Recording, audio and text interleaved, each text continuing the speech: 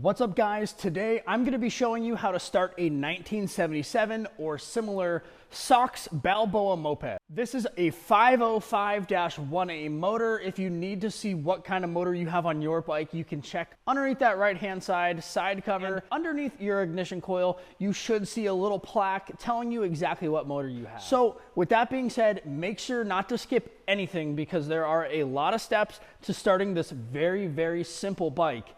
And if you skip something, you might not be able to get your bike started and get very frustrated. So with that, let's begin, and I'm gonna show you guys how to start this bike. All right, so let's go ahead and start with our electrical. There's only one step for our electrical. Your kill switch is on the right handlebar. All you have to do is flip this switch towards you, and now you're in the run position. Now with our electrical all ready to go, on our petcock here, we're going to turn it on so gas can come in. And through this hole on the carburetor, you'll see a little black nub. You can push that down and you're able to prime your carburetor and get gas flowing a little easier. It's pretty hard to see there, but there it is. You can push that down. Now, this next part is where things can get a little bit of frustrating and confusing. You have two levers on your handlebars. This left one is the most important lever that you actually have to pay attention to.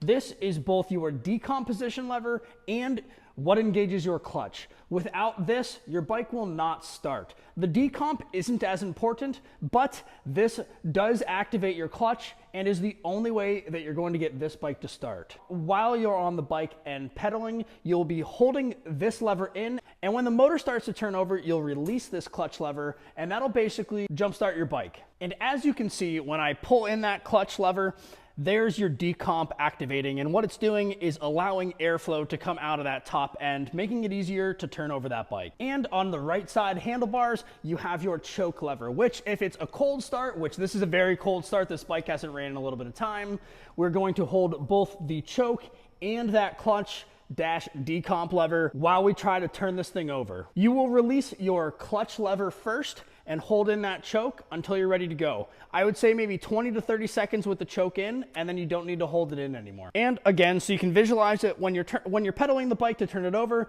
you'll hold both the decomp lever and that choke, and once the motor starts to turn over, you'll drop the decomp, continuing to hold in the choke, and once the motor warms up enough, you can just release that choke, give it some throttle, and you're good to go. And just so you guys can see it a little closer up,